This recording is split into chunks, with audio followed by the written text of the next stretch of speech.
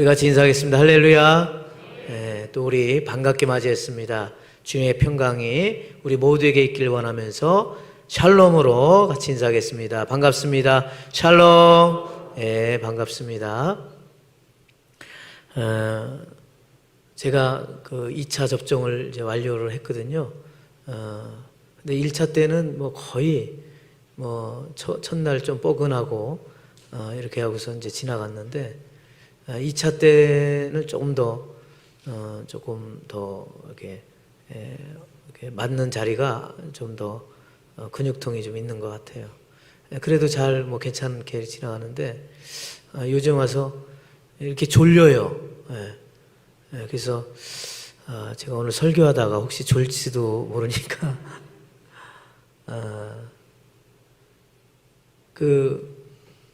여러분들 아마 다 여러 사람마다 다 틀린 것 같아요. 근데 2차에 이제 많이 근육통도 이야기하고 막 이렇게 하고 있는데 어쨌든 잘 맞고 그리고 안전하게 잘 진행이 되도록 위에서도 함께 기도하겠습니다.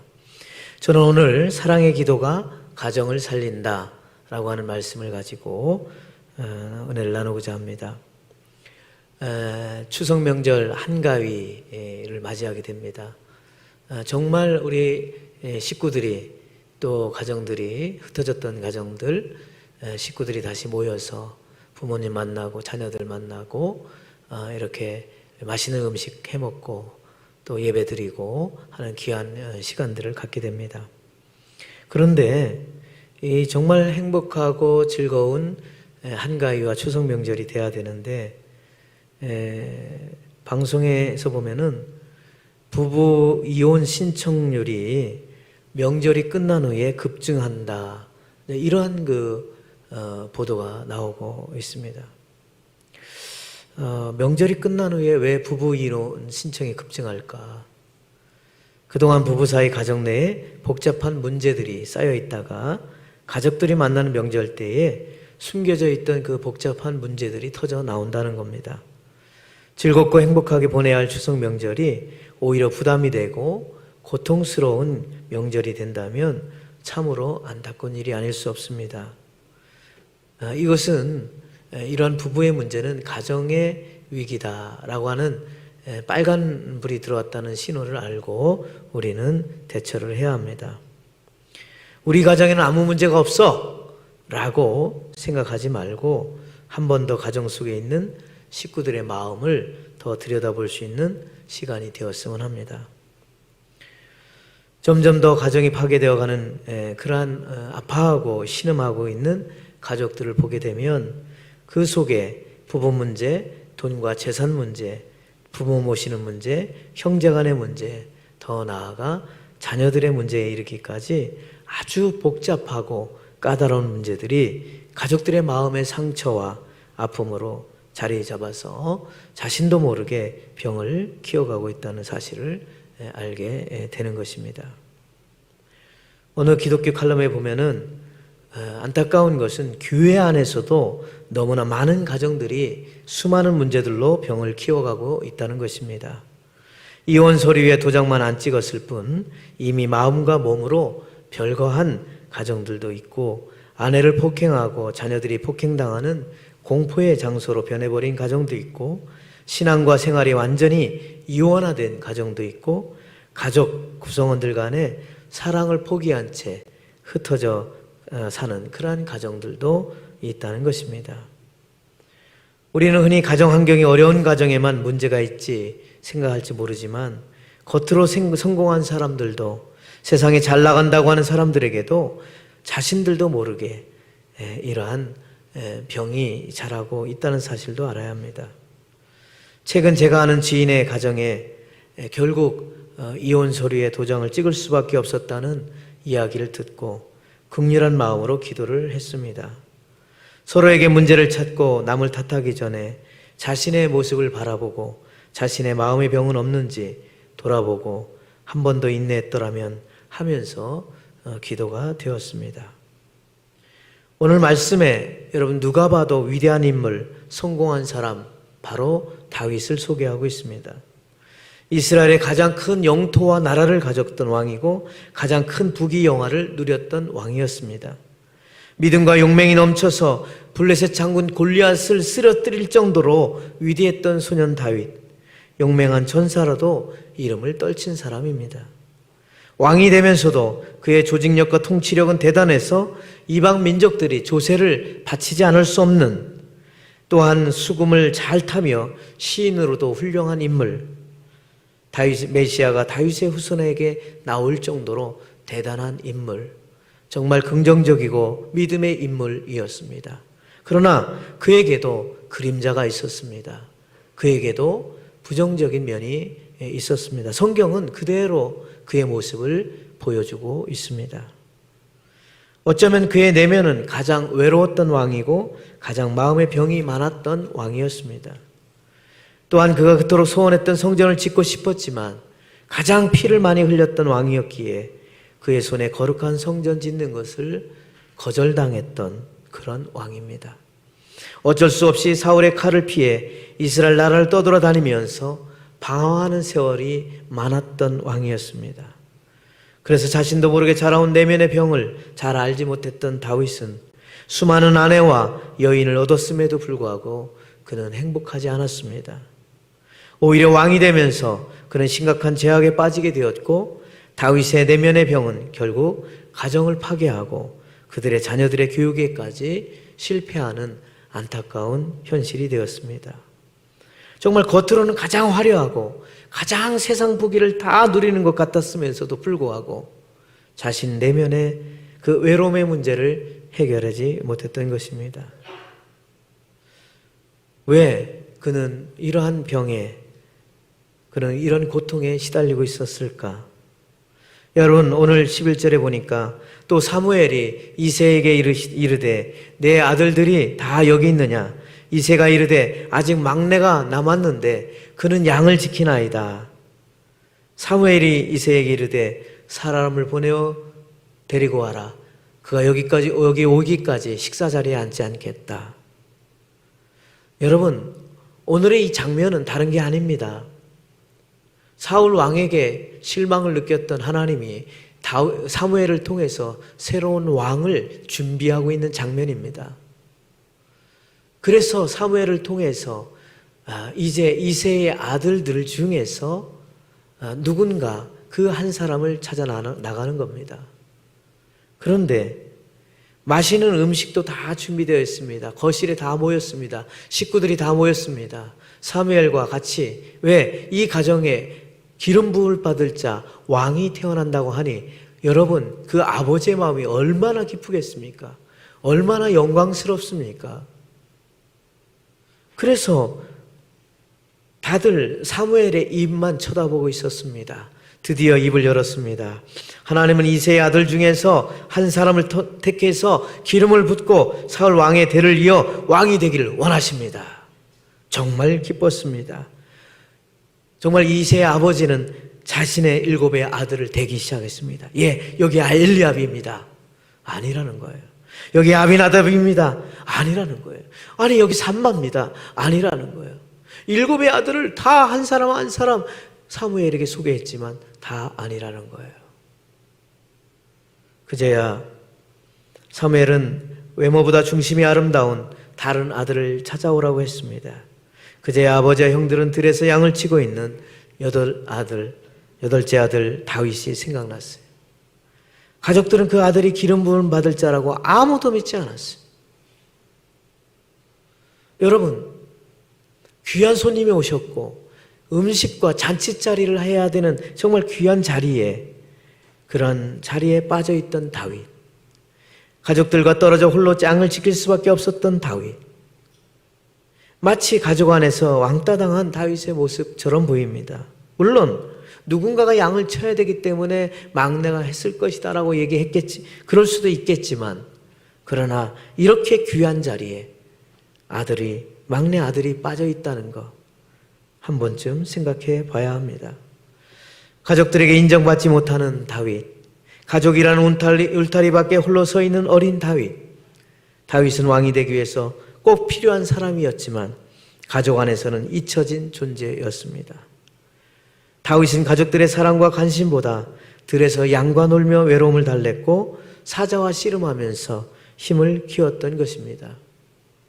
그가 기름 부음을 받은 후에도 다윗을 보는 가족들의 시선은 냉랭했습니다.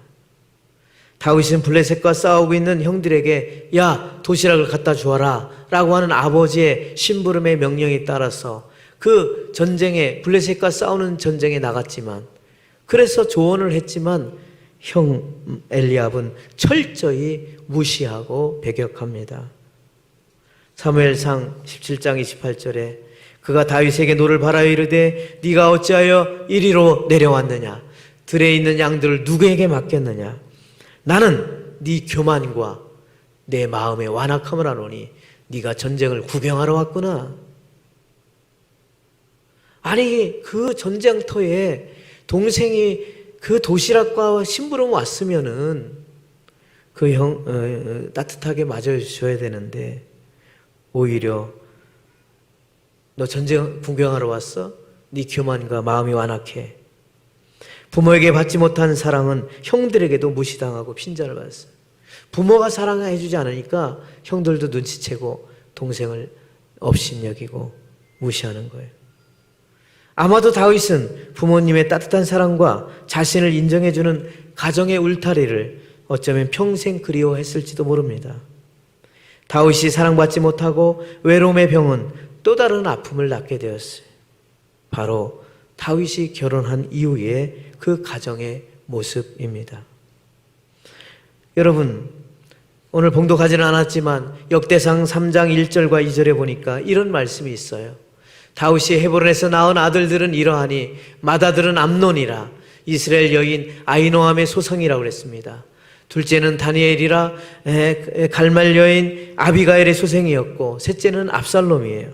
그슬왕 달메의 딸 마아가의 아들이고 넷째는 아도니아라 핫깃의 아들이라. 무슨 말일까요? 다윗은 행복한 가정, 이상적인 가정을 꿈꿨을지도 모르겠어요. 그래서 사울의 둘째 딸 미갈 공주와 결혼을 했는데 이게 그만 결혼은 산산조각이 났어요. 사위 사랑은 장인 장모에게 있을 텐데 악기 들린 사울왕 장인은 사위를 너무 미워한 나머지 평생을 죽이려고 쫓아다녔고 사랑하는 아내까지 빼앗아 가버렸어요. 다윗의 가정은 해체됐고 또다시 다윗의 그는 가정을 떠나 도망자와 방랑자의 신세가 되었어요. 다윗의 가정생활은 하나님의 마음과 합한 믿음과 상관없이 무질서와 방황의 연속이 되었어요. 예루살렘 입성 전에 도망자로 살았던 헤블론에서 그는 7년 반 동안 살았어요. 그런데 다윗은 거기서 여자들을 얻기 시작했어요. 책임지지 못할 배다른 아이들을 낳게 되었어요. 아까 봉독한 대로 미갈과 아히노함, 아비가일, 마아가, 핫깃, 아비달, 에글라, 밧세바, 정말 이런 아내들을 얻으면서 거기 낳은 자식들과 계속해서 갈등과 문제들이 계속해서 반복되게 되었어요.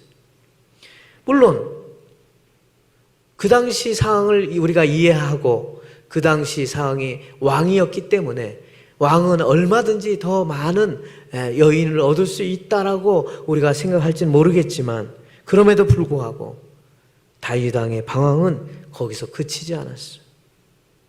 예루살렘 입성 후에 재혼한 미갈을 강제로 빼앗아 데려왔고 계속되는 방황 속에서 그는 잠재울 수 없는 폭풍우와 같았어요. 마치 남편 5이 있지만 그 남편이 아직도 내 남편이 아니다라고 하는 수가서 여인처럼 무수한 아내를 찾아 떠나는 수가성의 남자 다윗과 같이 보였어요. 그의 병은 어쩌면 충직한 부하 우리아의 아내 밧세바를 취하면서 절정에 다다르게 돼. 밧세바가 간음하여 아이를 갖게 되었는데 이 문제를 속이려고 결국 우리아를 살해, 충신이었던 그 자기 부하를 살해해. 엄청난 제약으로까지 번지게 돼. 이 일로 인해서 그 사이에 낳은 아들은 결국 죽게 돼. 결국 제약의 내리막길을 달리다가 겨우 멈추게 됩니다. 다윗의 외로움과 방황의 병은 가정이 파괴되고 심지어 자신의 부하까지 죽이게 되는 제약으로까지 번지게 되는 거예요. 다윗은 정말 위대한 왕이었어요. 나라를 잘 다스리는 왕이었고 정말 누가 봐도 흠모하는 그러한 왕이었어요. 그런데 자기의 아들들을 교육하는데도 실패했어요. 사무엘하 13장에 보면 다윗의 아들 암논이 이복누이 다말을 강간하였을 때 다윗은 암논을 처벌하지 않았어요. 또 다른 아들 압살롬이 복수를 하여 암논을 또 죽인 후에도 어떻게 해요? 다윗은 그의 아들을 벌주지도 않았어요. 심지어 아들 압살롬은 아버지의 자리를 탐내 아버지를 죽이고 반란을 일으켜 아버지를 쫓겨냈음에도 불구하고 그를 책망하지 못했어요. 죄에 대한 징계의 중요성을 잘 알지 못했던 다윗은 아들들 간의 싸움과 배다른 형제들 간의 갈등을 그저 지켜만 보았어요. 훗날 깨어진 다윗 가정의 문제는 어떻게 됐을까? 이스라엘의 수많은 전쟁의 빌미가 됐고 서로 민족 간에 싸우게 되는 그러한 기회가 되었고 백성들은 불안했고 이스라엘은 결국에 두 나라로 갈라지게 되는 붕괴의 원인을 제공하게 되었던 것이에요. 여러분, 성공적이었던 왕 다윗에게도 이런 안타까운 그림자가 있는 거예요. 다윗의 이 병이 결국 가정의 파괴와 자녀 교육의 실패까지 이르렀어. 그러기에 우리는 이것을 어떻게 치유받고 어떻게 해결해 나가야 될까? 여러분, 외로움의 병의 가장 큰 원인은 바로 부모의 사랑에 있어. 아버지 이새는 다윗에게 별 관심이 없었습니다. 다윗의 어머니에 대해서도 성경에 그 이름이 나오지 않고 있어. 홀로 외로이 들판에서 양을 치며 살아했던 소년 다윗에게 가장 필요했던 것은 다름이 아니라 부모의 관심과 따뜻한 사랑이었어요. 부모에게 무시당하고 사랑받지 못하면 형제들에게도 결국 어떻게 해요? 멸시와 무시를 당하게 되었던 것입니다. 여러분, 어린 자녀에게 부모는 마치 하늘의 존재와 같아. 하나님과 같은 존재예요. 부모의 사랑을 받지 못하면 그 자녀에게 원망과 불평, 그리고 그것이 뭐예요? 열등감에 빠지게 되는 거예요. 이 세상에 자기 혼자밖에 없다는 생각. 그래서 그것이 점점 외로움의 병이 커지고 자신의 외로움을 해결해 줄 사람을 끊임없이 찾아다니는 거예요. 다윗처럼 결혼을 해서도 이 여자가 해결해 주겠지, 또 이 여자가 해결해 주겠지, 또 이 여자가 해결해 주었지만은 결국 수많은 아내와 여인들을 취했음에도 불구하고 그는 자신의 외로움의 문제를 해결하지 못하고 행복하지 못했어요. 그래서 여러분, 가능하면 이 부부가, 가정에서 부모가 정말 사이좋게 지내는 그 모습을 우리가 자녀들에게 보여줄 필요가 있는 거예요. 저 개인적으로도 가정에서 어렵게 살아왔어요. 제가 어렸을 때 부모님이 싸우고 다투는 모습을 보면 가슴이 쿵탁쿵탁 공포와 두려움이 몰려왔어요. 이렇게 싸우다가 엄마가 집을 나가면 어떻게 하지? 라는 생각에 우리는 눈물을 흘리며 벌벌 떨었어.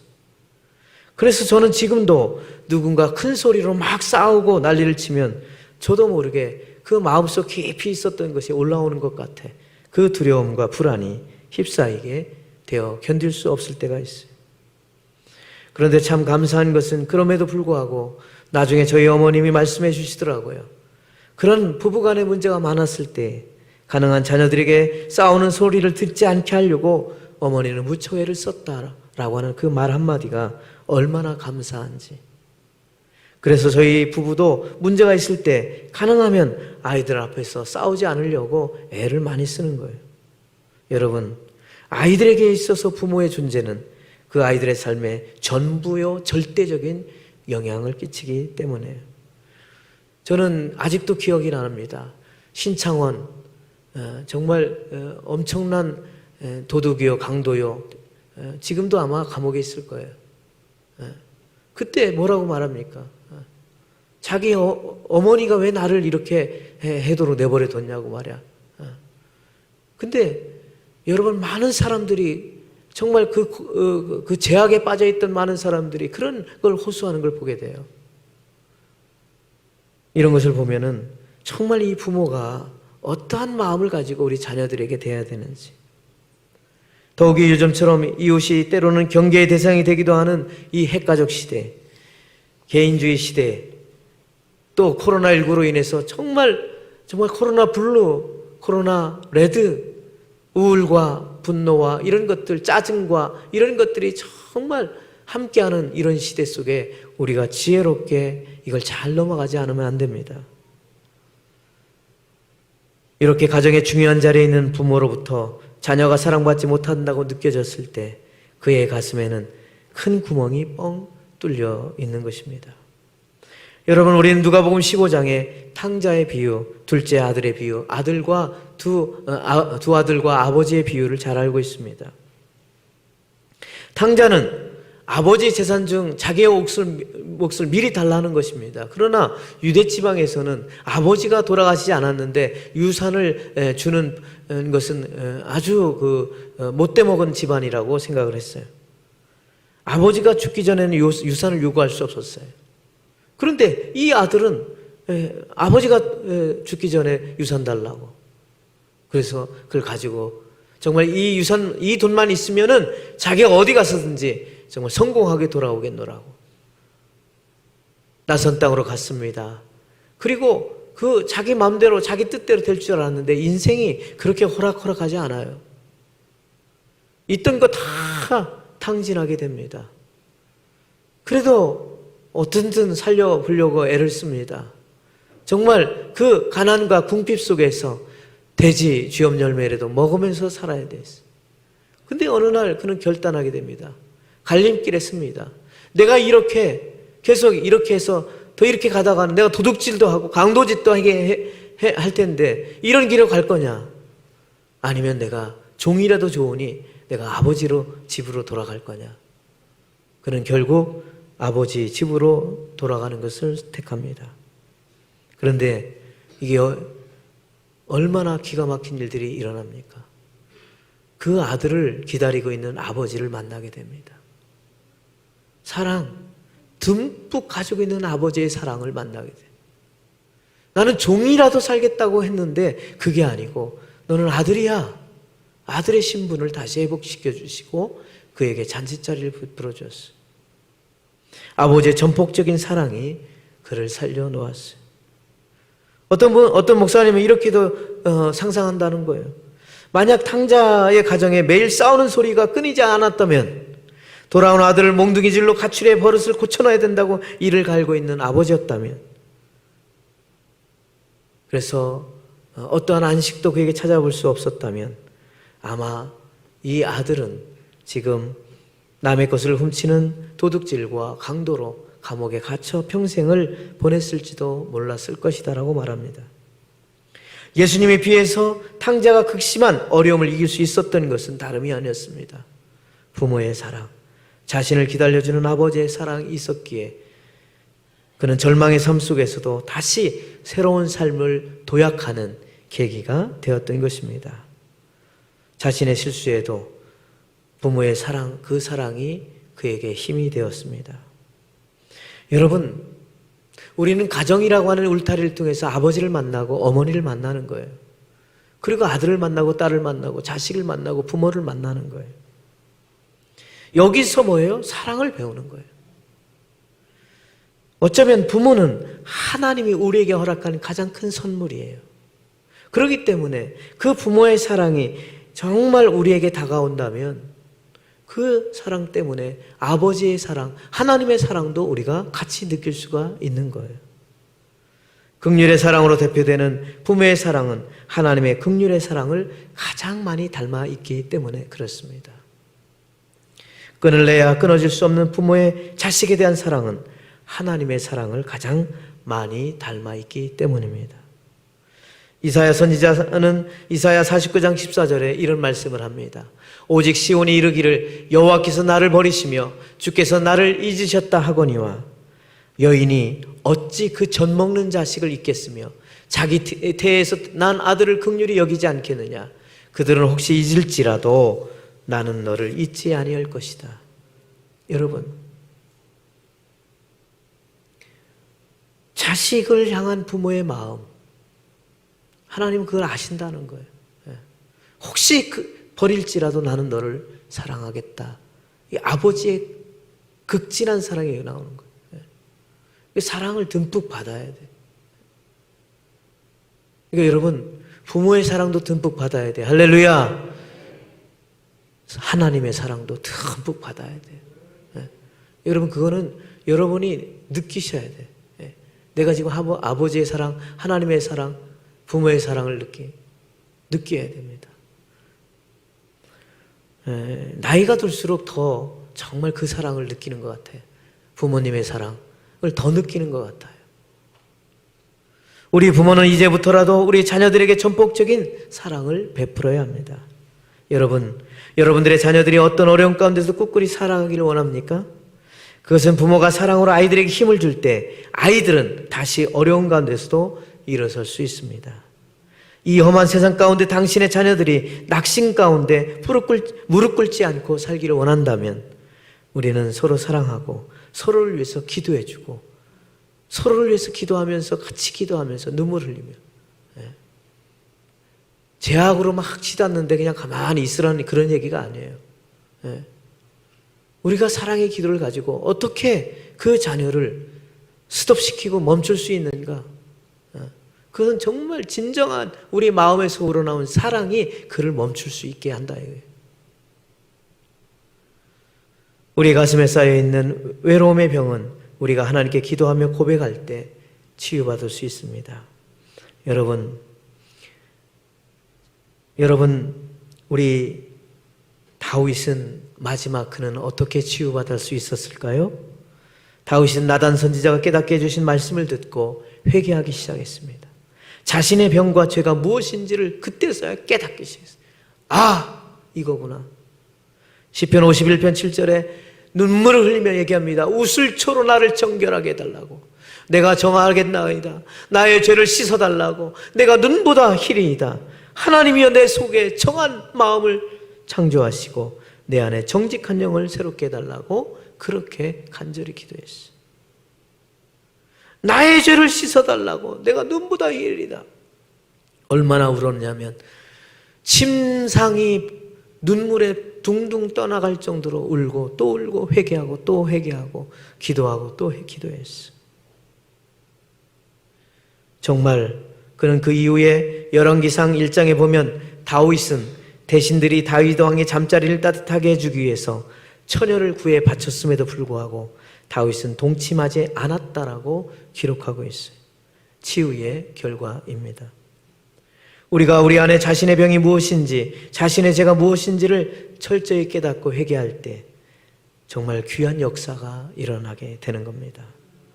여러분, 우리 명절을 맞이하며 정말 우리 가족들이 서로 때로는 힘들고 어려운 이야기들이 있을지도 몰라요. 그러나 이런 명절 때에 정말 귀한 말씀, 서로 사랑하는 말, 서로 기도해주고 그래서 정말 그들의 마음을 위로해주는 그런 언어와 그 모습들이 얼마나 필요한지 몰라요. 추석 명절을 맞아 부모님의 사랑을 더 확인할 수 있는 시간이 되었으면 좋겠어요. 부모님, 아버지, 어머니, 우리를 위해서 기도해주는 그 사랑의 기도 때문에 저희들이 이렇게 잘 사는 거예요 라고 말할 수 있다면, 부부지간에도 서로 사랑의 신뢰를 확인할 수 있는 기회가 되었으면 해요.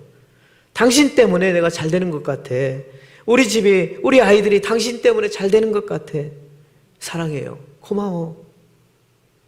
자녀의 관계 속에서도 얘야, 나는 너를 진심으로 사랑한다. 우리는 한 가족이야. 너는 우리와 하나야. 너는 할 수 있다. 내가 너를 믿고 있지. 늘 끊임없이 너를 위해서 기도해. 그러면서 사랑의 전폭적인 그런 마음을 전해줄 수 있는 기간이 되었으면 좋겠습니다. 이번 전교인 특별 새벽 기도에도 저는 그런 문제를 놓고 기도하고 있습니다. 나의 갈 길 다 가도록, 내 평생에, 내 생에 다 가도록 정말 하나님 앞에 그 은혜와 복을 누리며 살아갈 수 있는, 그래서 서로 기도받고 기도 주고 라고 이렇게 나갈 수 있는 그러한 우리 형제 자매들, 그리고 부모와 자녀들, 우리 동탄의 모든 식구들이 되기를 사모하며 나가길 원합니다. 바라기는 사랑의 기도가 결국에 그 가정을 살리는 거예요. 그 사랑이 결국엔 그 자식을 살리고 부모가 살리고 그 가정을 살리고 우리 성도를 살리는 거예요. 여러분 그런 마음 가지시고 정말 아름답고 복된 즐거운 명절을 맞이하고 여러분의 가정에는 더욱 사랑이 아름답게 꽃피우는 귀하고 복된 시간 되시기를 주님의 이름으로 축원합니다. 축원합니다. 기도하겠습니다. 할렐루야. 하나님 아버지 감사합니다. 주여, 가장 행복하고 귀하고 복된 시간에 아버지 하나님, 우리는 원망하고 불평하고 짜증내고 하는 것이 아니라 서로를 위해서 격려하고 기도하고 도와주고 사랑을 듬뿍 전해줄 수 있는 귀하고 복된 시간 될 수 있도록 인도해 주옵소서. 사랑의 기도가 그 가정을 살립니다. 아버지 하나님, 우리의 가정을 살려 주시옵소서. 감사하고 예수님의 이름으로 기도드리옵나이다. 아멘.